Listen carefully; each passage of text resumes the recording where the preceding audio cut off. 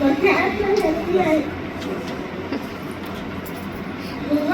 बाबांचे असे भरपूर अनुभव आले, रोजचे असतात, 24 तासातून भरपूर येत असतात, भरपूर ते हसतात. त्यांच्या शिक्षणानं बोलतात, माझा दिवस कसा जाणार, काय जाणार आहे, सगळं कळत असतं. त्यांचा वाढदिवस असतो तर 1 महिना आधीपासून ते खुश असतात. मी नेहमी तिला सगळं सांगत असते, गावाचं असं दिसलं, बाबांचं कसं दिसलं. ते असे चांगले अनुभव भरपूर आहे. पण त्यांना थँक्यू म्हणायचं, कारण दुसरं काहीच करू शकत नाही. 10 तारखेला मी पडले गडावर, 11ला ऑर्थो हॉस्पिटलमध्ये ॲडमिट झालं, 12ला ऑपरेशन झालं. ते 9 स्क्रू घातले,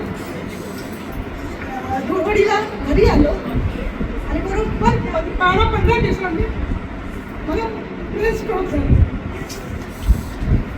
आणि मला कळतंय की मला पॅरालिसिस अटॅक आला, पण ती बोलू शकत नव्हते. तर ह्या माहिती तुला सांभाळलं, आम्ही दोघंच घालत होतो. जे ते मी हातापुढे ताकदही नव्हती, कारण अगदी 12 दिवसाचं ऑपरेशन झालेलं होतं. तरी मी फोन धरला, ओपन केला आणि रँडमली क्लिक केलं तर प्राजक्ताला लागला. प्राजूची शाळेत होती, तरी पण मी बोलली प्राजू माझी अगदी क्रिटिकल होणारा मला आत्ताच्या आत्ता हॉस्पिटलमध्ये ॲडमिट करायला लागणार आहे, तर मी वाचेन. त्यांचं माझं काही खरं नाही आहे. मग आता मी शाळेत आहे, मी बघते मला कोणी रिलीवर मिळतं आहे का झालं. मग त्याच्यानंतर मी बाबांनी एकच बोलले, बाबा 1 मिनिट कुठच्याही परिस्थितीत मला पहिलं इंजेक्शन वेळेवर मिळालं पाहिजे, तर माझ्या पुढच्या आयुष्याचं म्हणजे सगळं तुमच्या हातात व्यवस्थित होणार. आणि त्याच्यानंतर मी पाहिलं तर नानी आली आमची. मी म्हटलं आता नानी आली म्हणजे मला काही काळजी नाही. मग फटाफट सगळे आदित्य आला, प्राजूचा नानी. तेवढं मी बघितलं आणि मग त्याच्यानंतर मला काळजी इतकी माहीत नाही. तो दिवस पूर्ण माझ्या आयुष्यात ब्लॅक आहे. 27 मार्च काय आहे काय नाही गुरुवार होता. साईबाबांची आरती झाली आणि मग मला तो तोल जायला लागला. तर यांना मी हात मारले, माझा तोल जाते, मला जरा खुर्चीवर बसले. तर त्यांनी मला हात धरून किचनमध्ये बाहेर आणलं. परत कसं तोंडा झालं. मग त्यांना मी म्हटलं की मला आता झोपवा, बसवू नका म्हणजे जास्त. तर बरं आता याच्या मागे माझं जवळजवळ 27 वर्ष मी पॅरामेडिकलमध्ये नोकरी केलेली आहे लॅबमध्ये. त्याच्यामुळे मला हे सगळं माहिती होतं. हे एकदमच डिफरंट हा बोलली. मी काय बोलू शकत तुम्हाला कळलं होतं मला करायची. बाबांना म्हटलं माझं आयुष्य तुमच्या करण्याशी आहे, तरी केसावर धक्का लागता कामा नाही. ती आली, तिने सर काय केलं माहीत नाही. त्याच्याआधी 1 मिनिट, त्याच्याआधी ती बेशुद्ध फिट आली तिला नाही. त्याच्या आधी पण सकाळी बाबांना आपण उठल्यावर नमस्कार करतो, तर माझा हा हात मोठा फ्रॅक्चर, तर म्हणून मला माझ्याकडे ड्रेस सगळ्याचे वरून घालायचे होते आणि शोधत होते फ्रंट ओपन मला हवे, कुठे मिळत नव्हतं. बाबांनी म्हटलं बाबा आज गुरुवार आहे, आता 13 तारखेला मला यायचं, मला ड्रेस द्या, आजच्या दिवसात मला ड्रेस मिळायला पाहिजे. असं मी बोलते आणि मला ते तोंड जायला बरोबर. आणि मग मी आरती केली साईबाबांची. साईबाबांची आरती केली, हिचा तोल जातो म्हणून हिला बसवलं मी. बसवलं आणि तेवढ्यात मामी आली. मामी आल्यावर हिला फेंट आली. फेंट आली म्हणजे मी मामी माझ्यावरून पाणी घेऊन ये, पाणी आणायला गेलो, हिला फेंट आली आणि कम्प्लीट करून मागलं. डोळे वरती गेलेले, दूर हरत नाही, काय नाही काय नाही. मी फक्त बाबाला जप करतोय, ती तिच्या हे करते आणि काय नाही. जवळजवळ 3 मिनिटं ती पेरी म्हणजे ॲक्च्युली ते नजर एका ठिकाणी आम्ही सगळं हे केलेलं. फक्त मामी तिची दाढी बघत होती, तेवढ्याच ॲम्ब्युलन्स झाली. ॲम्ब्युलन्समध्ये तिला राहिली, ही बेशुद्ध होती. पण त्या बेशुद्ध अवस्थेत तिच्या तोंडात ओम साई अनंत, माझ्या तोंडात ओम साई अनंत. आणि दुसरं ही मला सांगते नुसतं ओम साई अनंत बोलू नका, ओम साई अनंत श्री सद्गुरू अनंत हे ही बोलते.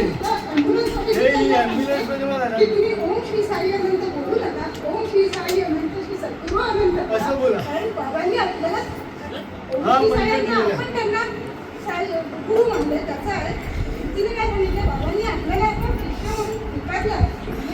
ती त्यांच्याकडे दाखवायचं की मी तुमची शिष्य आहे, मी माझ्याकडे लक्ष दिलंच पाहिजे असं. म्हणून हा पूर्ण मंत्र बोलावे. या बेशुद्ध अवस्थेत ती बोलते. हे मला आठवत नाही, यांनी सांगितलं. MRI ला गेलो ना तर ही बाबांचा फोटो हातात तो MRI वाला म्हणतो हे क्या लेके घुसरा जाएगा तो माझ्या हातात दिलं तरी हिचं आज पण बोलत ते म्हणजे MRIच्या त्या बोलमध्ये ना तिथे पण ती बोलते म्हणजे तिला काय कळते काय नाही ती बोलते बोलणं मला माहित नाही. हे स्वतःच, मॅथ्स माझ्या विषयात नाहीच आहे. Direct तिला हे काही तिला सगळ्यांची व्यवस्थित बोलली. राहुलचा कॉल आला युकेवरनं राहुलशी बोलली पण आज तिला मला काही ते काही आठवत आठवत नाही. काही आठवत काहीच नाही आठवत. मला डायरेक्ट 28 मार्च म्हणजे नंतर कळलं की आपण आयसीयूमध्ये आहे, सगळं आपल्याला लावलेलं आहे. म्हणजे पण मग मी माझं पाय हलवून पाहिला, हात हलवून पाहिला, डोळे ठोकून पाहिले, म्हटलं नाही पण सरी खराब होता. बाबांनी आपल्याला जसं काय जसं ठेवलेलं आहे.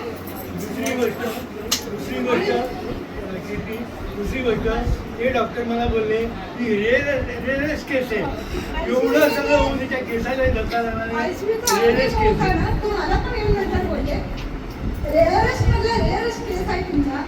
आल्या तेव्हा तुम्ही काय परिस्थितीत होता आणि 24 तासामध्ये काहीच नाही आहे. तुम्ही पापणीच्या केसालाही धक्का लागलेला नाही आहे. बरं एवढं सगळं झालं. रात्री 8 वाजता यांचा मित्र आहे ना त्याच्या बायकोला मी ते बेस्टचं सांगितलं. तिचा फोन आला अदितीला का की तुला तो कुर्ता मिळाला.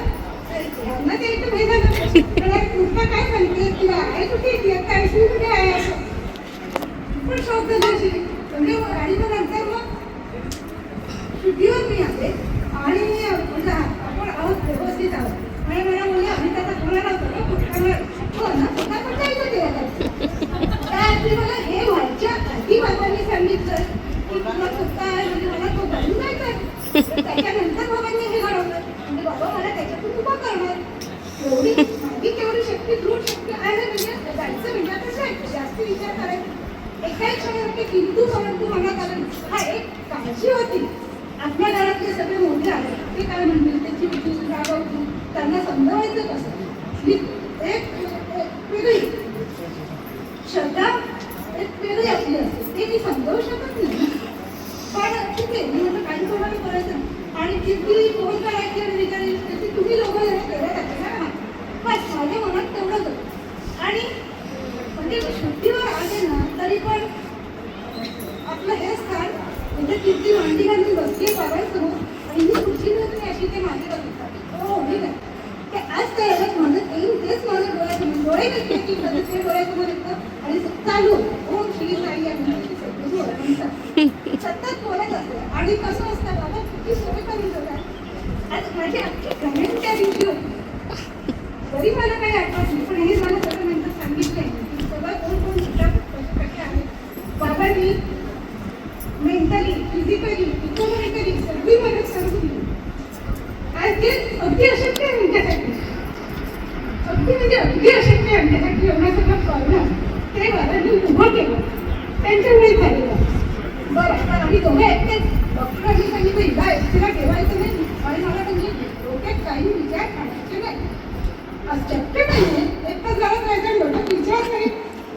पण आमच्या घराचं टेन्शन असंच आहे भरपूर कसं होणार स्वतः वगैरे देणार सगळं. मी आणि बाबाने त्यांनी एक प्रार्थना करते मला माहिती आहे तुम्ही मला भरपूर देणार आहे आम्हाला भरपूर देणार आहे पण प्लीज बाबा ह्याच्यासाठी आत्ता एवढंसं काहीतरी द्या अशा वेळी त्यांना नेहमी सांगितलं एवढंसं काहीतरी द्या म्हणजे त्यांना गुरु मला माहिती मी तुमच्याकडे कधी काही मागणार नाही पण त्या आम्हाला सुद्धा त्यासाठी तुझे माझं आयुष्याला चांगलं नाही तुझं हे सगळं येणार का.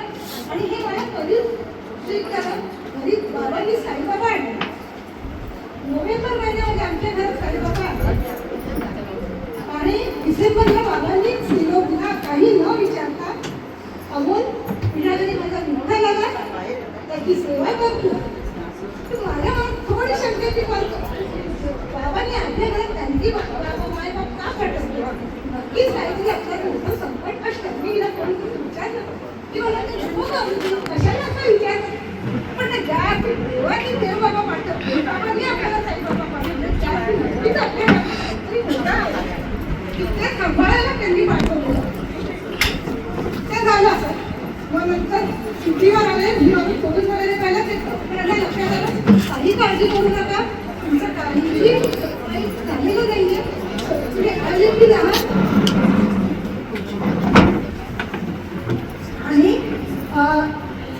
ICU 4 दिवस ICU मध्ये राहिले, 2 दिवस रूममध्ये आले, घरी आले, फिजिओथेरपी चालू झाली. 4थ्या दिवशी मी चालून उभी राहायला लागले व्यवस्थित. आणि काल आम्ही त्यांच्याकडे गेलो, माझी मुलं सगळी फॉलोअप चेकअप होतं. ते बोलले तुमची तर रिकव्हरी एवढी छान आहे, फास्ट आहे की तुम्ही विदिन 3 वीकमध्ये तुमचं रुटीन काम सगळं करू शकता. ते जाऊ दे, एवढा मोठा प्रवास झाला की आज अख्खा दिवस मी इथे बसले. मला काय रुटीन झालेलं नाही, काय तुम्ही मला काय सवय आहे, मला करायला काय नाही, माझं काहीतरी तंत्र बिघडले. त्याच्यातून तर बाबांनी बाहेर काढलं. त्याच्यासाठी बाबांना खूप खूप संधी होती. तुमचं काय बाबा आहे, त्याच्यातून खुश आहे.